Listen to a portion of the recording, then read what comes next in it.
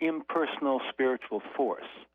So the percentage of people who actually believe in traditional Jewish, Christian, or Muslim religion turns out not to be 90 or 95%, but maybe about 60% of Americans. Far smaller than what people think. In that same article, you cite Newsweek as saying that their latest poll shows that 10% fewer Americans identify as Christian today than 20 years ago. Why do you think that there's this shift? And albeit it's not a great, it is a large shift, but still the majority of people in this country are believers. But why do you think that that shift is going on?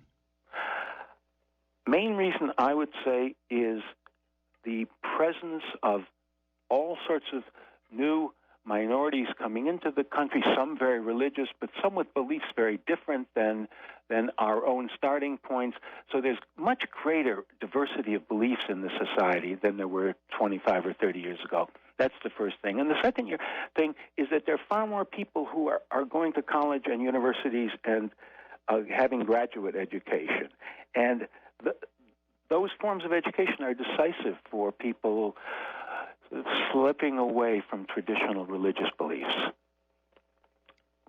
Bob Bennett, the former drug czar who served in the Reagan administration, has written about this, and he says that there's a kind of a capital for good, for morality that was built up as people in most of the 20th century were raised in religious households, and we're diminishing that capital. The source, this is Bennett's idea, that the source of morality in the U.S. was based on that religious heritage, the Christian faith, the Jewish faith, the other faiths that were extant in the 20th century, and that as that capital diminishes, the morality in the country diminishes. The United States is the most religious of the advanced societies, and it's also the most violent. It's the most insecure and the most unequal. The religious capital of the United States has not helped us to become a caring or a humane society, and societies like Sweden and Denmark, in which a majority of people do not believe in God, are in fact more caring societies. Well, we're talking with Ron Aronson, and his latest book is Living Without God. He's also a professor of the history of ideas at Wayne State University, and our phone number is 813-239-9663. Our email address is dj@wmnf.org. Ron, do you know where you're going to be speaking here in the Tampa Bay area in the next few days? I'm speaking at the Sarasota Congregation for Humanistic Judaism on Friday night, and Saturday I'm speaking for the Center for Inquiry, which is meeting on Saturday at 11 a.m. at the Clearwater Unitarian Universalist Church. And then on Sunday morning, earlier, I'll be speaking at the Clearwater UU to the Unitarian Universalist membership. Yeah, we were talking about morality a moment ago, and recently the Pew Research Center on Religion and Public Life found that 54% of people who attend church at least weekly say torture is either often or sometimes justifiable. And those who attend monthly or a few times a year, that figure is down to 51%. And those who do not attend church, torture is justifiable to only 42% of them. This goes back to that question of morality that we were just talking about. What did you make of that Pew study? I was not surprised. After all, the vice president under George W. Bush, Dick Cheney, said, just like former drug czar Bennett, you have to have religion to be a moral person.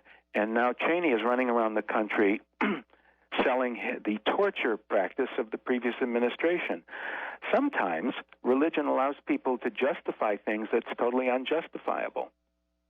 Now, during the campaign, Barack Obama, I think, made great pains to establish his ties with people of faith in this country. What did you make of that, and what did you make of his inaugural address, where he nodded to non-believers, and now what appears to be his embracing of some faith-based initiatives. I was appalled by much of the campaign. I was appalled by the Democratic candidate, Barack Obama, submitting like a schoolboy to Pastor Rick Warren's questions, detailed questions about how he believed in Jesus Christ, and selling himself to that constituency. I was appalled partially because Rick Warren himself said the next day, I would never vote for an atheist. So Warren, who was in some ways very bigoted, wound up becoming sort of a major person to vet the incoming, the candidate. I was also appalled that both Warren and Reverend Lowry gave invocations at the inaugural, and no one was chosen representing the huge secular community. In other words, there's a kind of bias towards religion, which, as you suggest, with the faith-based initiatives, President Obama demonstrates. So I was pleased at his shout-out to non-believers, because we all know that he's smart and sophisticated and knows better, but during the campaign, he seemed to submit to a reaching out above all primarily to believers and treating non-believers as if they don't exist. So you think that there's kind of a discrimination or bias in this country represented by Barack Obama and Rick Warren and others against? Oh, yeah, I'll give you an example. Labor Day is the kickoff to the Democratic election campaign in Detroit, and in downtown Detroit, Barack Obama gave a 9-minute speech in which he mentioned religion and prayer, God and prayer, no less than 6 times. Okay, he's entitled to do that. But at the end of the speech, with 100,000 people in the audience, he said, please join me in silent prayer. Now, I think for the 20,000 or so non-believers in the audience, they must have felt, as I did, that they were being treated as invisible.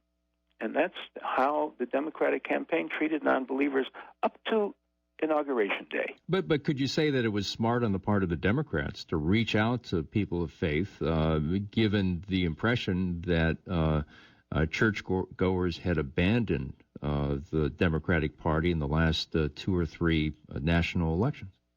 Well, it was never churchgoers. In fact, the Democrats were reaching out to self-styled evangelical Christians, and the exit polls showed that they had almost zero effect on that particular constituency, who continued to go Republican as strongly as under George W. Bush. So they made a huge pitch. Now, I think it's fine for them to say, those who are religious, to say, yes, I'm religious.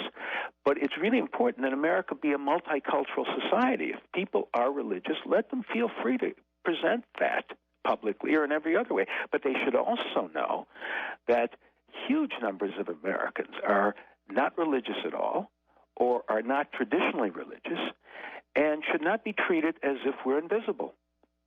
Well, we're talking with Ron Aronson, who is the Distinguished Professor of the History of Ideas at Wayne State University in Detroit, and he's the author of 9 books, including the latest, Living Without God. He'll be speaking in Sarasota and Clearwater in the next few days, and we'll talk about that again in a moment. Ron, let's take some calls from listeners. Every line is lit up. A lot of people want to talk about this. And caller, you're on the air with Ron Aronson. What's your name and where are you calling from? Hi, this is Jim calling from St. Petersburg. Hi, Jim. Hi, Rob. Professor, interesting ideas, and it's very compelling. I had a couple of, I guess, philosophical questions to ask you. The first one has to do with sort of the history of morality, if we want to call it that. A lot of experts would trace the history of morality in humanity back through religious foundation, shall we say. You would, I'm not sure how you would approach that, but in religion, there's usually an explanation from where